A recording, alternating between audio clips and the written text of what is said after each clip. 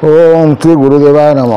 आज्ञा आपण मानक मु सप्तम अध्याय पर्यंत बुझे आसली पुणी अष्टम अध्याय भल विषय कहते यदि आपण मैंने शुणे हस भी लगे आ दुख भी लगे आ भितर ज्ञान भी आसो। कौन से ज्ञान कहते अर्जुन बोलते शुणा गोसाई मनर चंचल सदा जीव परमक केमत विचार ताहा मत आज्ञा हेबा। जीव परमकर कौन विचार आज्ञा से विषय मत कहे। अर्जुन बोलते प्रभु पृथ्वी कथा है वेद बोली केउ आज्ञा हेउ देव राहे। वेद कौन आज्ञा मत से विषय कि आज्ञा कहतु। आज्ञा से कौन कहते वेद वेद बोली बोलती मुनिगण वेद केते ता मत कह नारायण। अर्जुन पचार ये भावानुपातर लेखा अच्छी जे स्वयं अछूत लिखुंट से काटुंट सबू केमिति काटुंट पुणी सी से वेदर विषय लिखिंट से वेद को पुणी केमती शरीर विषय काटुंट।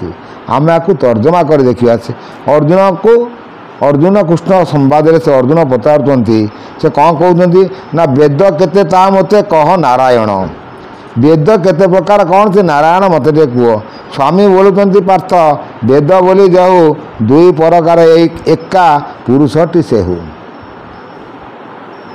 ती पार्थ जो वेद बोली जो जिनसा पचारू से दुई प्रकार एक पुरुषटी से वेद बोलते आज्ञा दुईट अक्षर है किंतु गोटे पुरुष। यदि आप वेदर एकार काटिदेवे ताल बद बोली जो धातु आसब बद बोली जो शब्द आसब से आपणकर बेनी कर्ण शुए। तेणु से पुणी पलि आसवे अवना आठ को पर रज शस बद परिशेष रखाई बद। कारण ये सब बहुत ज्ञान आलोचना मार्ग आम देखा। कारण लेखक विभिन्न रकम बही लिखिं कारण तांकर अर्थ उपार्जन दरकार। जो मुनि हूँ जो ऋषि हूँ जहाँ भी करूँ आज्ञा किंतु प्रकृत तथ्य कौन क्षय सी कौन कहते आम से विषय कियदंश आलोचना कर देखा। से कौन कहते क्षय बेनी अंश हुए बोली जान असंख्याटी आत्मा गोटी अटई निर्माण। आदि वेद हेतु क्षरी तीन वेद। आउ से कौन कहते अकार ओंकार जे कार तीन छंद तहु चारि वेद होइला निर्माण। मुझे कही जो ओंटा हूँ गोटे सर्वश्रेष्ठ से कौन कौन लेकिन तैयारी होती ना अ उ म रे उच्चारण आसव ओ बोली।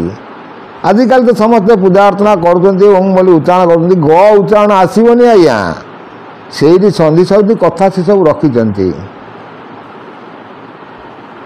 कारण समस्ते कहते शिशुम्ना नाड़ी एपटे रही आ भितर भी आज्ञा शिशुम्ना नाड़ी अच्छी दंत संधि भितर शिशुम्ना नाड़ी।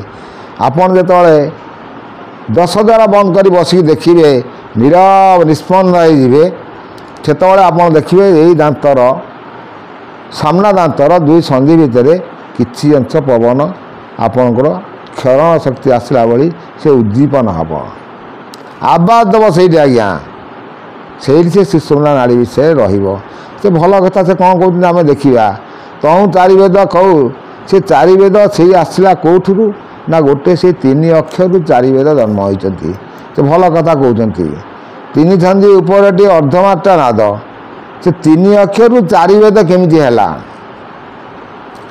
अक्षर रहा 3 अ उ म ता देहरु 4 वेद केमिति खेरिला से विषय पुणी शरीर तत्वर कहते। अष्टमूर्ति रूपटी प्रमाण तहु 4 वेद क्षरु होइला निर्माण अष्टमूर्ति से रूपटी प्रमाण। सिद्धरस्तु 4 छंद मध्य 3 वेद 3 छंद उपर अर्धमात्रा नाद। मुझे सिद्धरस्तु 4 अक्षर जो पर रद शसबद उपर बुझे आती से कथा को पुनरावृत्ति कर कहते। तेणु से कौन कहते तापर अर्धमात्रा अर्धमात्रा पर बिंदु ब्रह्म रूपे रेख ब्रह्म रूपरे आदि ब्रह्म दिशंती आकाश से पुणी अर्धमात्रा रखिदेले।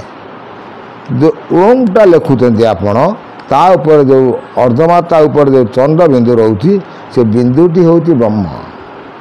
से जो बिंदु देखा जाऊँगी से अर्धमात्रा जो क्षरण होती क्षरण हो 3 अक्षर ये 3 की अ उ म जो ऊँटा उच्चारण आसूची କାରଣ ଇଏ ହେଉଛି ପ୍ରଣବ, ଇଏ ହେଉଛି ଜ୍ଞାନ ମାର୍ଗର ବାଣୀ। ଏ କଥାକୁ ଯଦି ଆପଣ ଚିନ୍ତା କରିବେ, ଆମେ ସେ ବେଦ ବିଷୟରେ ଆଉ କ'ଣ ଅର୍ଜୁନଙ୍କୁ ବୁଝାଉଛନ୍ତି ପୁଣି ନେକ୍ସଟ ଏପିସୋଡ଼ରେ ଆମେ କହିଦେବି। ବହୁତ ଜ୍ଞାନ ଇଏ।